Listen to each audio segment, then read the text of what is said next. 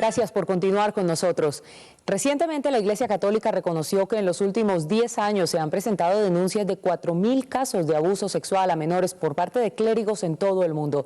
En Colombia, 5 sacerdotes han sido condenados por abuso sexual infantil o pederastia, y en Medellín se han investigado 3 casos en los últimos años.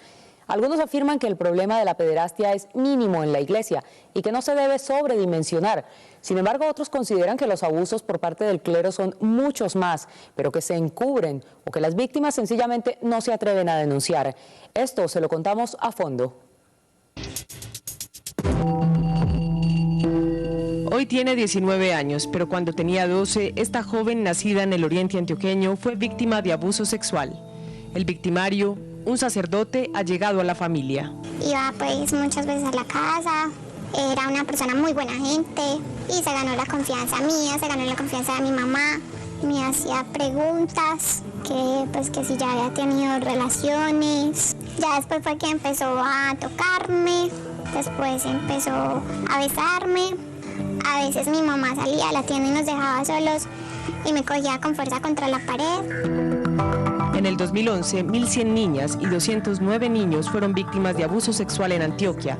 Según el Centro de Atención Integral a Víctimas de Violencia Sexual, CAIVAS, más del 60% de los agresores son miembros de la misma familia, profesores o conocidos, y tan solo el 15% de los casos son cometidos por personas extrañas.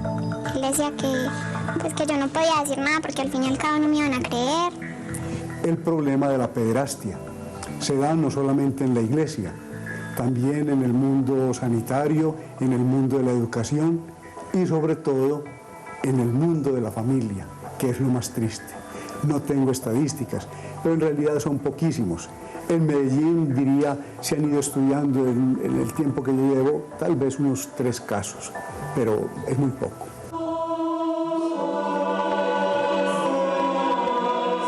El Vaticano afirma que de las 4.000 denuncias que se han presentado por pederastia, tan solo 300 casos se han convertido en condenas. Teniendo en cuenta que en el mundo hay cerca de 400.000 sacerdotes, los culpables representan solo un 0.06% del total. Sin embargo, algunos consideran que el hecho de que estos actos sean cometidos por hombres que predican la palabra de Dios y hablan de ética y moral los hace más reprochables. También ha sido motivo de críticas el encubrimiento que por años se ha dado a este tipo de abusos dentro de la Iglesia. Entre el 6 y el 9 de febrero pasados se realizó un simposio en el Vaticano con el fin de abordar este fenómeno. Allí la irlandesa Mary Collins, quien fue abusada sexualmente por un sacerdote cuando tenía 13 años, se convirtió en la primera víctima de pederastia en dar testimonio en un congreso de la Iglesia Católica. Every child that is saved from abuse in the future is really a life saved, and as a survivor I don't want to see any child go through the same as I have myself.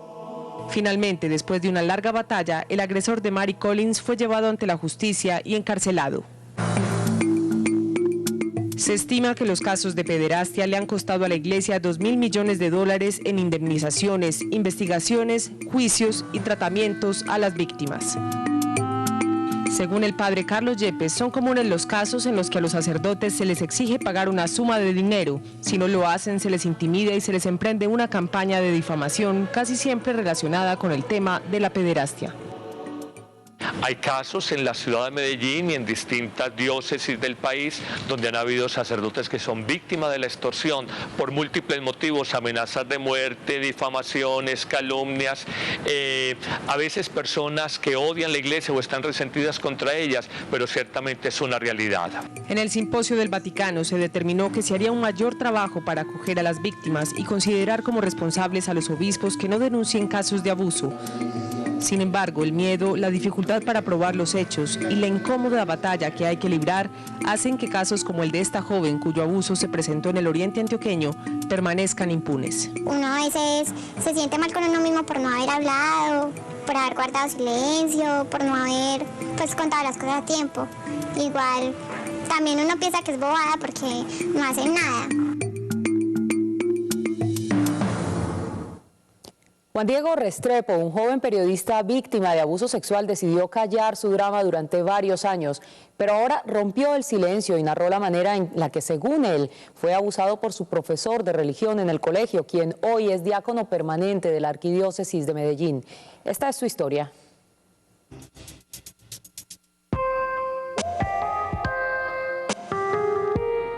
Un hombre de religión obsesionado con pavonearse con los uniformes de la Cruz Roja.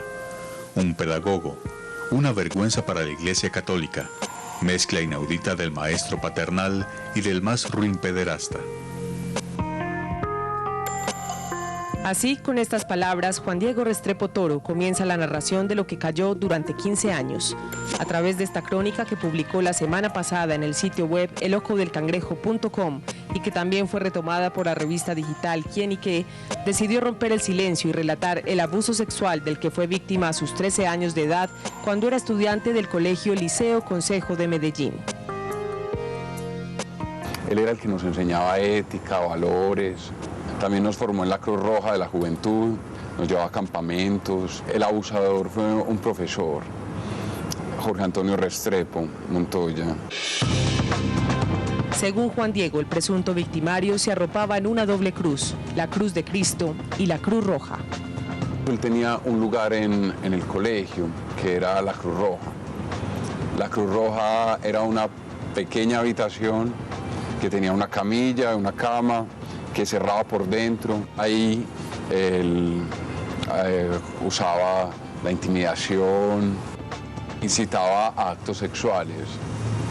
Él me dice, no, usted va y se confiesa, cuenta, dice que cometió actos impuros con alguien de su mismo sexo, no tiene que decir detalles, pues de todos modos vas a obtener la absolución al pecado. Amenazan a la víctima, entonces le dice, a ti no te van a creer, yo lo que te estoy es enseñando para que cuando seas adulto lo puedas hacer cuando te cases. Entonces el niño de una u otra manera, él lo que hace es callar. Además del abuso sexual, Juan Diego afirma que este hombre también hacía uso de la pornografía infantil. Me di cuenta del abuso de un compañero por medio de unas fotos que él le tomó a este compañero. Algo que corrobora este otro compañero de clase de Juan Diego, quien prefirió reservar su identidad. Él me hizo un llamado y me dijo que me iba a mostrar algo. Me mostró varias fotos en las cuales solamente observé dos, que era un niño desnudo completamente. La primera foto y la segunda se estaba tapando sus partes íntimas, en la cual él me preguntó que qué opinaba. Yo le dije, no, ¿qué clase de degenerado hace eso? Una foto reciente publicada en Facebook por una de las compañeras de clase fue el detonante para que Juan Diego hablara y se decidiera a hacer públicos los hechos. A mí me molestó mucho haber visto un comentario de él que decía que nos tenía a todos en nuestras oraciones. Me regresaron todos los viejos molestias, rabias. Nos solidarizamos porque él está diciendo la verdad. O sea, yo conjetué todas las cosas que pasó en el colegio. Con lo que él está diciendo completamente la verdad. En el CAIVAS de la Fiscalía se encuentra esta denuncia formal presentada por Juan Diego, en la que consta que además de su caso, 2 compañeros más se comunicaron con él para expresarle que también habían sido abusados sexualmente por el mismo hombre. Otros 4 compañeros también dicen tener conocimiento y haber visto las fotos del estudiante desnudo. Es posible que se configuren los delitos de acceso carnal, abusivo con menor de 14, actos sexuales y pornografía. Teleantioquia Noticias contactó telefónicamente a este hombre que después de ser docente de religión y voluntario de la Cruz Roja, fue ordenado por la Arquidiócesis de Medellín como diácono permanente de la parroquia de Torcoroma en Villatina. Yo tengo presente que yo tengo ya una denuncia montada porque se me está haciendo un atropello. Yo ya tengo esto en manos de la justicia y yo mientras tanto que estén las cosas en manos de la justicia no puedo tocar el asunto. Un diácono es aquel que ha recibido el primer grado del sacramento del orden sagrado por la imposición de las manos del obispo. El diaconado permanente puede ser proferido a hombres casados, como ocurre en este caso.